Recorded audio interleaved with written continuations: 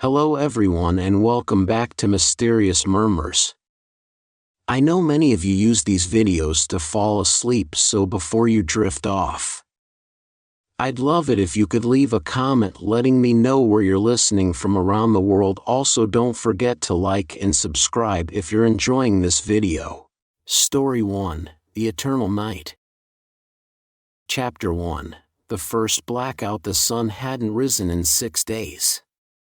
Jack Wallace stood in the middle of Main Street, squinting into the horizon. There was no light there, not a glimmer of the rising dawn, no streak of pale morning sky. The town of Breckenridge was swallowed by an unnatural blackness, a void that had stretched across the land like a curtain of darkness, closing in on everything and everyone.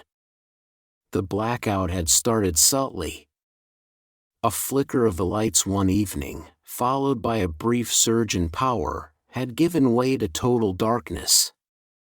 At first, it was an inconvenience, an oddity people spoke of with a nervous chuckle. But now, it had become a nightmare. The sun had failed to rise, and no one could explain why.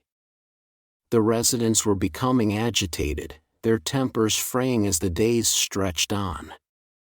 How could the sun just disappear? At first, the town had tried to carry on as usual, lighting candles, setting up generators. But as the hours became days, and then weeks, a creeping dread settled in. The darkness was more than just an absence of light. It was a presence, heavy and oppressive. It pressed on the townspeople like a weight on their chests. And worse than the suffocating void was the realization that they were completely alone. No communication from the outside world had been received. No phone calls. No radio signals. The town of Breckenridge, once lively and bustling, was slowly being consumed by the endless night. Jack, a former military officer who had retired to this quiet corner of the world, had become the de facto leader of the survivors.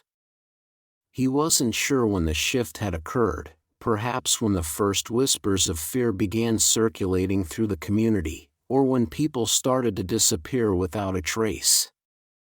But he was now the one they turned to when the darkness seemed too much to bear. He could hear them now, the others, people milling about in the shadows, their faces twisted in fear. They had begun to lose hope, not just of escaping the darkness but of surviving it. The longer they stayed in the dark, the more fractured their minds seemed to become. Jack took a deep breath and glanced over at the group that had gathered near the town hall.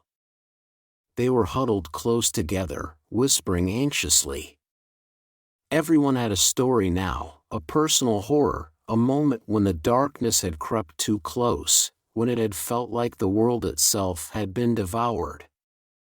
It wasn't just the physical absence of light.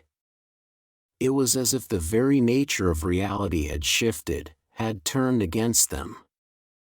The rules of life had been suspended, and no one knew what was real anymore.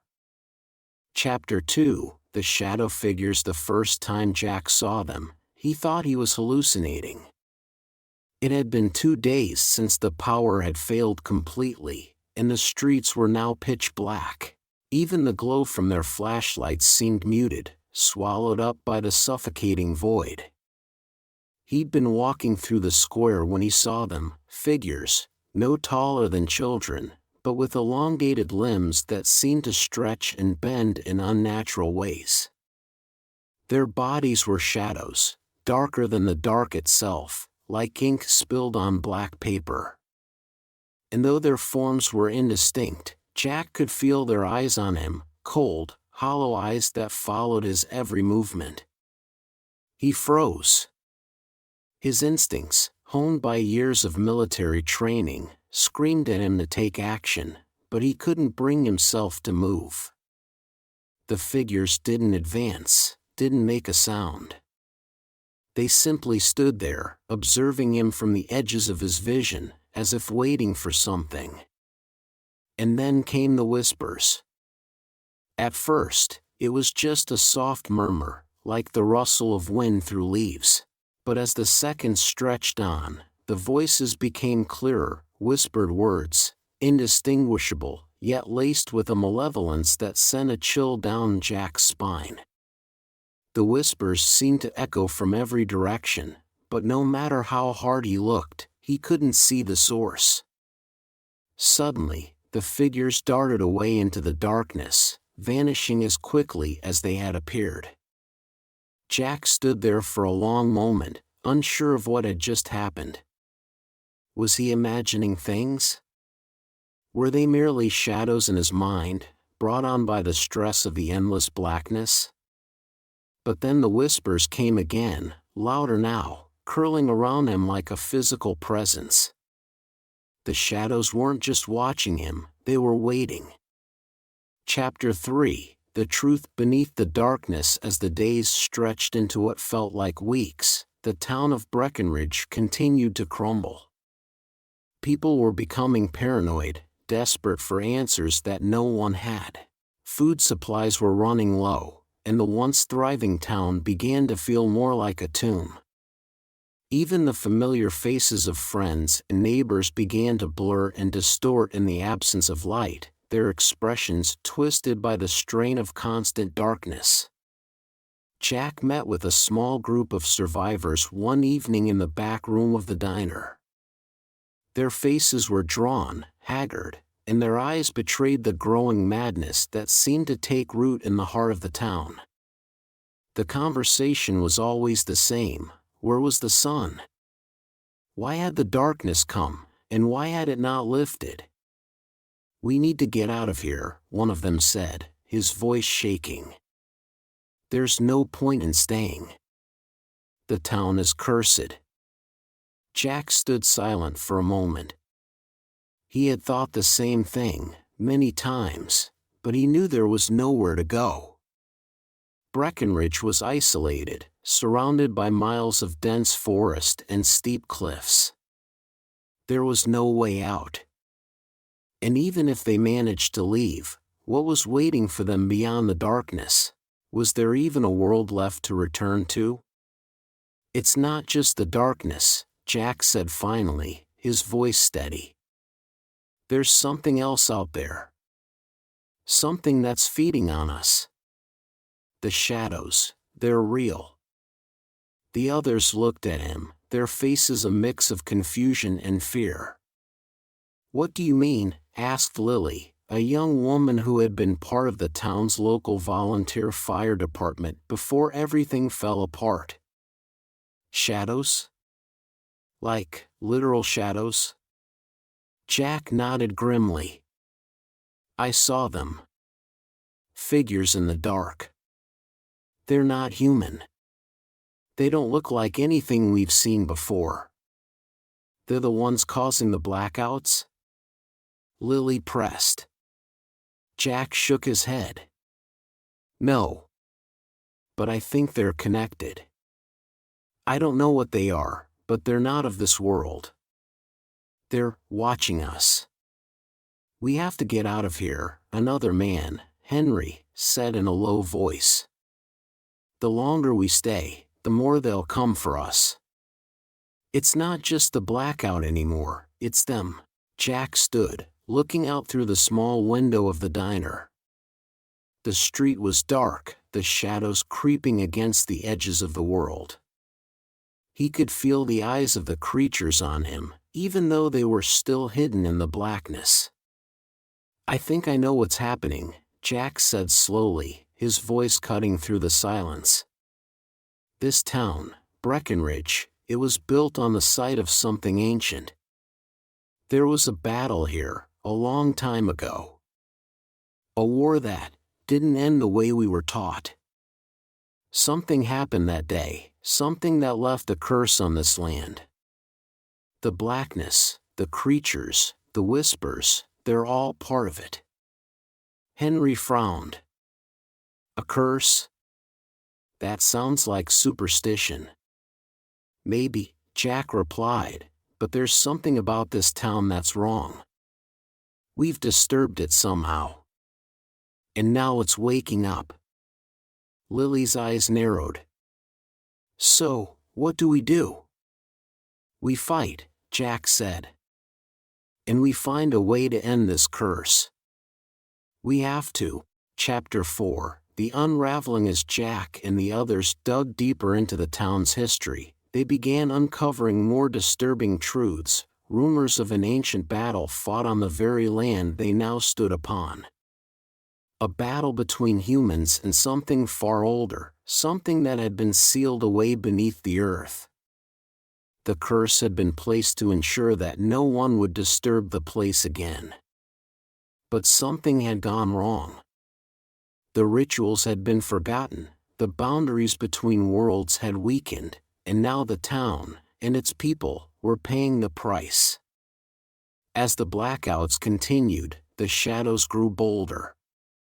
The whispering figures were everywhere now, slithering in the corners of the town, their voices weaving through the air, too close to ignore. The survivors were losing their grip on reality, one by one, as the creatures seemed to grow stronger, feeding on the fear and madness that spread through Breckenridge like a contagion. Jack knew the truth now, but with every passing hour, it seemed less and less possible to fight it. The darkness was no longer just an absence of light, it was a force, a living thing, drawing everything into its cold, eternal embrace. And it was only a matter of time before it claimed them all. This beginning sets the foundation for the mystery, tension, and growing terror. Would you like to dive further into the origins of the curse, the specific battle that took place, or explore how Jack and the group try to confront the creatures and break the curse? Story 2, The Last Passenger. Chapter 1, The Midnight Train. Lucy Campbell had always found the town of Dunbridge quiet, too quiet, if she were to be honest with herself. It was the kind of town where life moved at a crawl, a place where everyone knew everyone else's business, yet somehow managed to keep the most sinister secrets buried beneath the surface. She'd moved here just a few months ago, eager to escape the noise and chaos of the city. The small town life had promised a sense of peace, a slower pace, a fresh start. But that peace was shattered one cold autumn night. It began with the disappearances. At first, no one connected the dots. A few people had gone missing in the span of a week, but it wasn't until the rumors started circulating that Lucy began to pay attention. The local train station, which had always been little more than a relic of a bygone era, was the center of it all. The stories told of a train that arrived every night at exactly midnight, despite the fact that no one could recall a scheduled arrival. The train was old, its rusty, decrepit appearance standing in stark contrast to the modern world outside. And it wasn't the train that fascinated the people of Dunbridge, it was the passenger. The pale man. He was never seen boarding the train. He never disembarked at any station. But every morning, someone was missing, and there was always a strange, unsettling silence surrounding the station.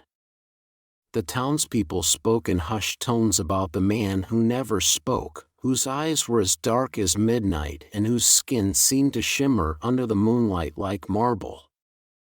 Lucy had heard the stories. At first, she had dismissed them as local superstition, a town bored with its mundane existence, creating stories to spice up their lives. But as more and more people disappeared, Lucy couldn't ignore the connections. They were all linked to the midnight train. Something was happening at the station, something that no one could explain, and Lucy, being a journalist by profession, wasn't one to let mysteries go unsolved. She had decided to board the train herself.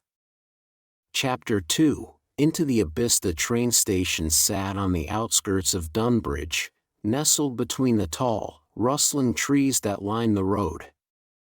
It was an old structure, built long before Lucy had arrived in town, and its windows were grimy with age, its paint chipped and peeling. The atmosphere around the station was eerie at best, and tonight, the fog seemed to rise from the ground like tendrils of smoke, curling around the tracks and swallowing the buildings in darkness. Lucy stood at the edge of the platform, her breath visible in the cool night air. It was 11:45 p.m. The station was deserted, the only sound the distant howling of wind through the trees and the rhythmic ticking of the station clock, which seemed too loud in the dead silence of the night.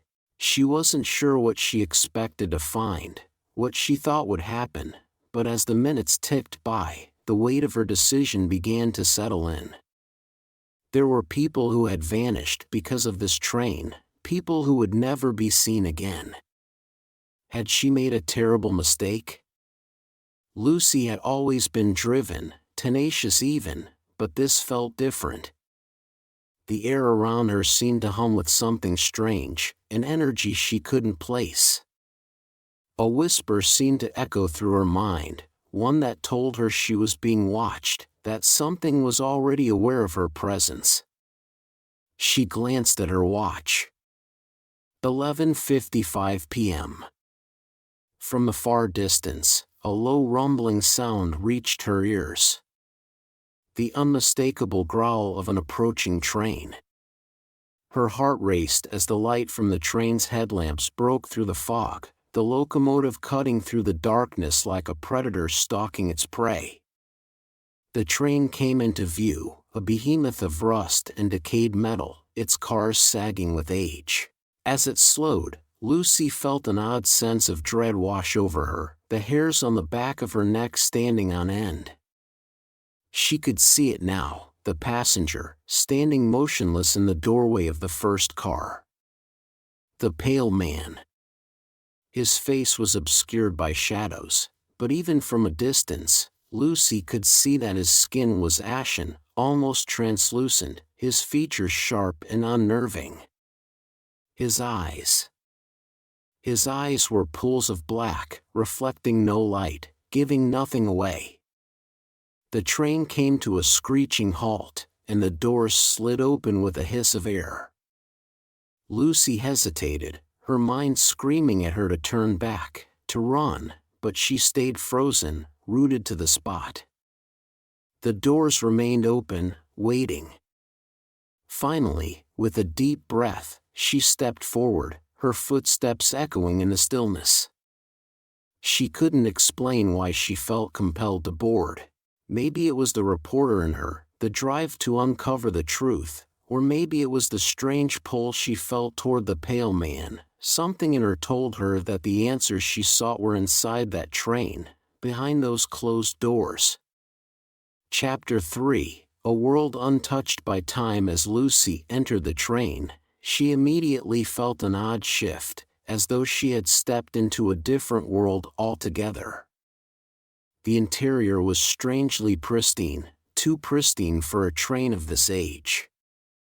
The upholstery on the seats was spotless, the brass fixtures gleaming, and the air smelled faintly of lavender, an unexpected and out-of-place scent.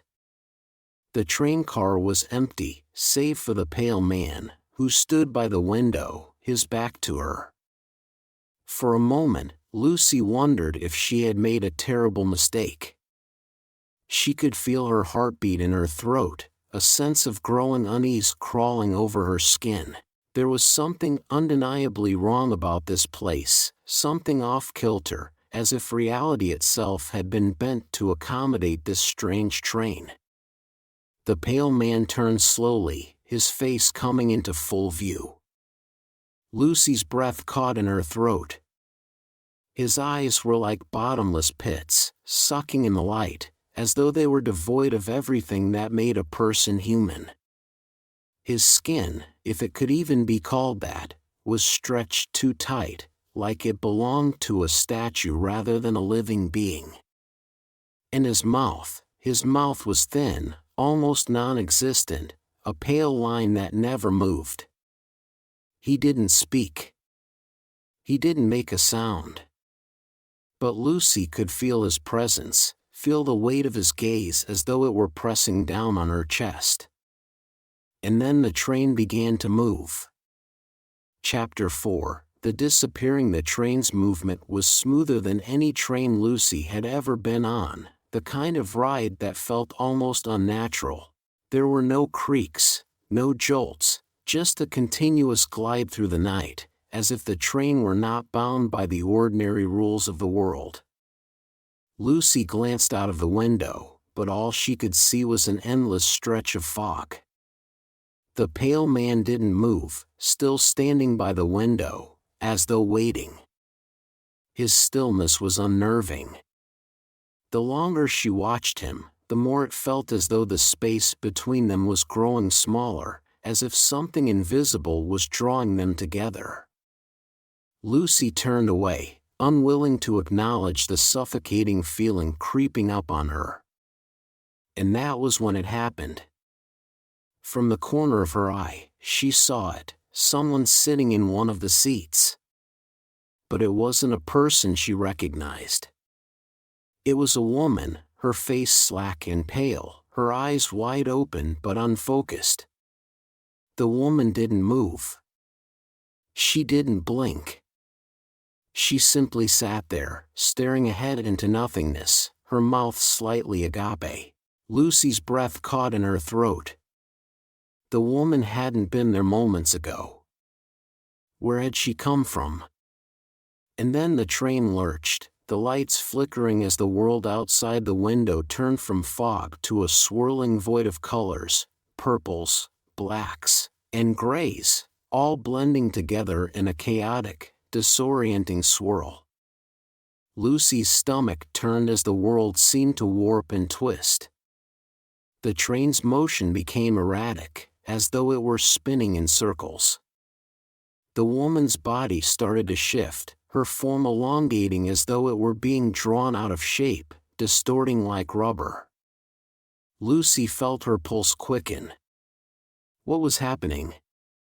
With a sudden, terrifying lurch, the woman vanished from her seat, as though the air itself had swallowed her whole. One moment she was there, and the next, gone. Lucy gasped, stumbling backward, her heart hammering in her chest.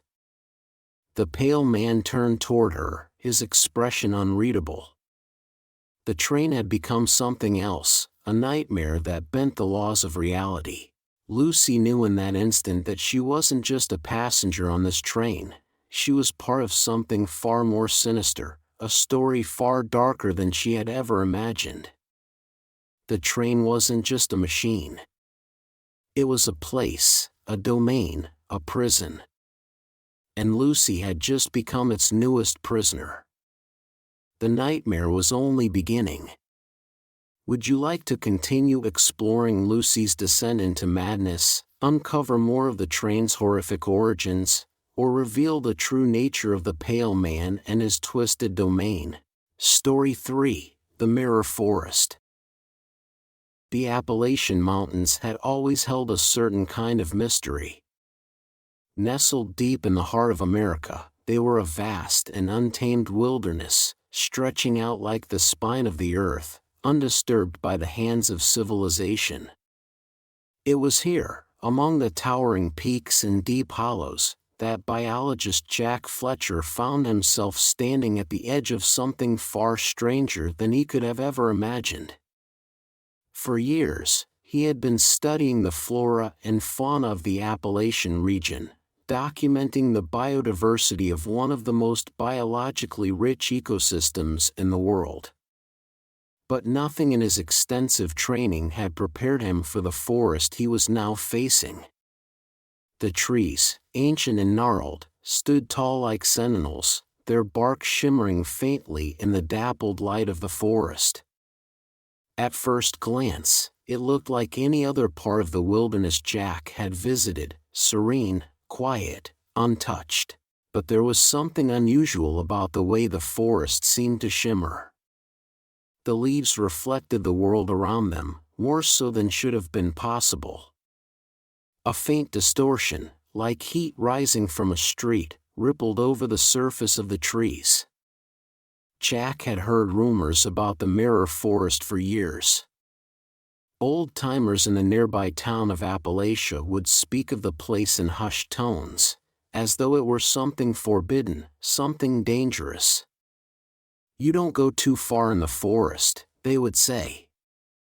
"You never come out the same." But Jack wasn't one to believe in superstition.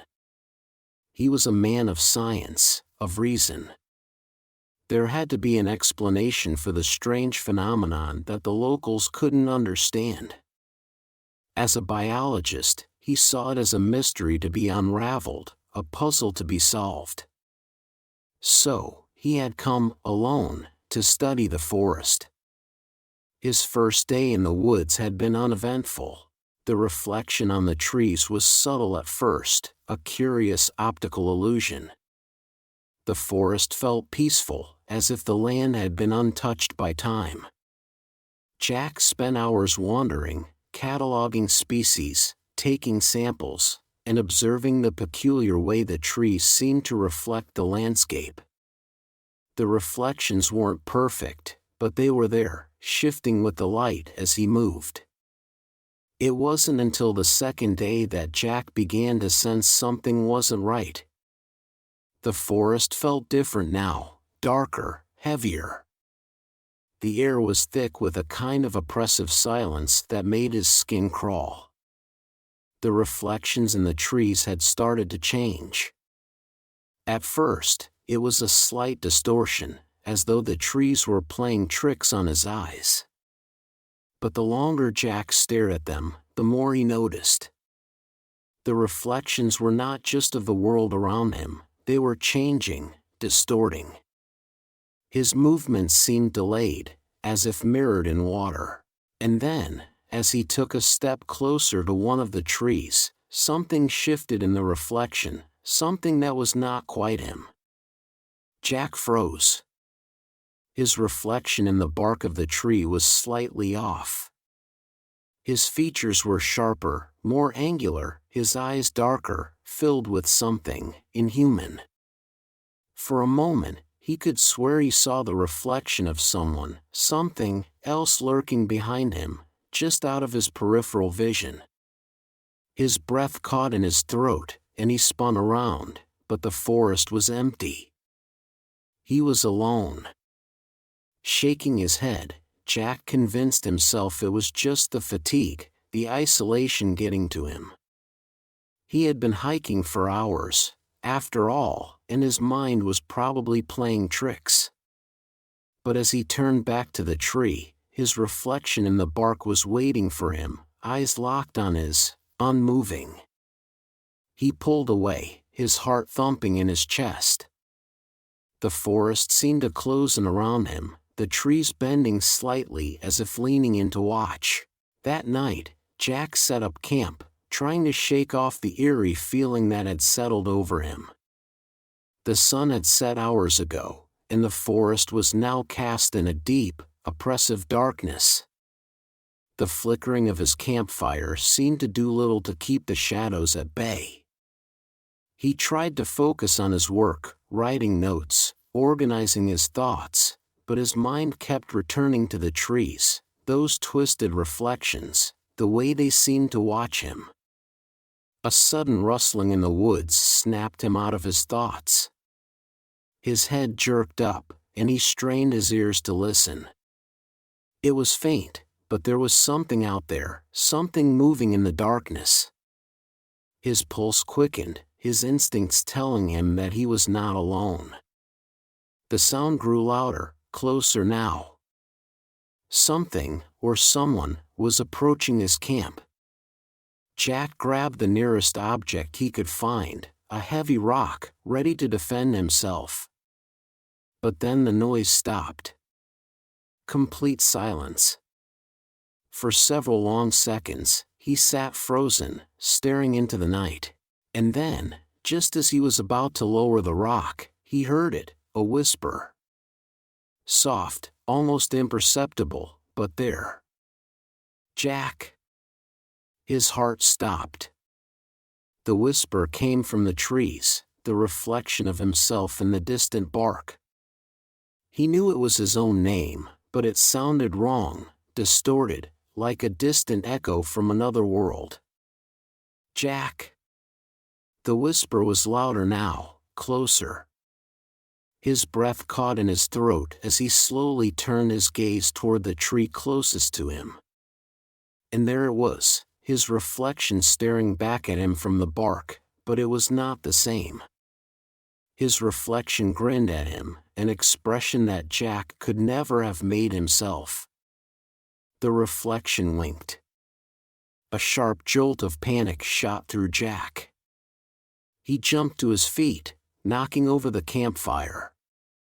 The flames flickered, casting eerie shadows across the trees as he stumbled backward, his eyes wide with terror. The forest seemed to close in around him, the trees moving, bending toward him like something alive, something with a mind of its own. He turned and ran, pushing through the underbrush, his breath ragged, his heart pounding. The reflection in the trees followed him, always just out of reach, always one step ahead. He could feel it, whatever was in the forest was watching, waiting for him to make a mistake. The deeper Jack ventured into the forest, the more distorted the reflections became. He could no longer make out the world around him and the trees' surfaces. Instead, there were shadows, shifting forms, strange faces that flickered in and out of view. The air was thick with the oppressive weight of something ancient, something powerful. It was then that Jack realized the truth. The forest wasn't just reflecting the world around him, it was recording it. Every movement, every memory, was being etched into the trees' surfaces, as if the forest itself were keeping track of his every step. And the longer he stayed, the more he realized something even darker. The forest wasn't just recording him. It was erasing him. The memories that had been so clear in his mind began to blur, to fade. Faces of friends and family, events from his past, all of it started to slip away, like sand through his fingers. At first, it was small things, an unfamiliar name, the face of a person he couldn't quite remember, but soon it became larger, more significant. Whole chunks of his life seemed to vanish, leaving empty spaces in his mind. He could feel his identity slipping away, being stolen by the forest itself. He had to escape. Jack ran faster now, his mind a whirlwind of panic. He couldn't think straight.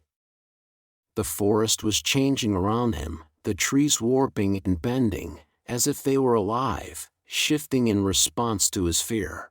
The air grew colder, and the darkness deepened, pressing in from all sides. His breath came in ragged gasps, his legs aching from exhaustion, but still, the forest seemed to stretch on, endlessly, as though it had no end. And then, just as he thought he couldn't run any longer, he saw it, the edge of the forest. The trees thinned out, and in the distance, he saw the faint outline of a road, the lights of civilization. Hope surged in his chest, and he pushed himself forward, desperate to escape the nightmare that had ensnared him. But when he reached the edge of the forest, he stopped dead in his tracks.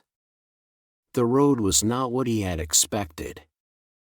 It was not the road he had come in on. The lights were wrong, the landscape unfamiliar. It was as though the forest had shifted, had rearranged the world around him. His sense of direction was gone, his bearings shattered. The world he knew no longer existed. And then he heard it, the whisper again. Jack. He turned slowly, and there, standing in the trees just beyond the edge of the forest, was his reflection. But it wasn't the reflection he knew. It was a twisted version of himself, eyes black as night, a grin that was more a snarl than a smile. "You can't leave," the reflection said, its voice low and guttural. "You're part of the forest now." Jack staggered backward, his hands trembling, his mind reeling. He tried to run, but the ground beneath him seemed to shift and twist, the forest rising up around him like a living thing, closing in on him, suffocating him. The last thing Jack Fletcher saw before the darkness took him was his reflection, grinning wide and hungry, as if waiting to consume him whole. Weeks later, a search party arrived at the edge of the forest, looking for the missing biologist. But they found nothing, not even a trace. The mirror forest had swallowed him whole, and the trees whispered in the wind, their reflections holding the memories of a man who had never escaped. The forest stood silent, as it had always been, waiting for its next victim. And somewhere, in the deep shadows of the trees, the reflection of Jack Fletcher still lingered, watching, waiting. If you've enjoyed this journey into the unknown, don't forget to like the video and share your thoughts in the comments below. Have a tale of your own or a legend you'd like us to explore? Let us know. You might just hear it next. Be sure to subscribe and hit the bell icon so you never miss a story. Because here, the darkness is always waiting, just for you.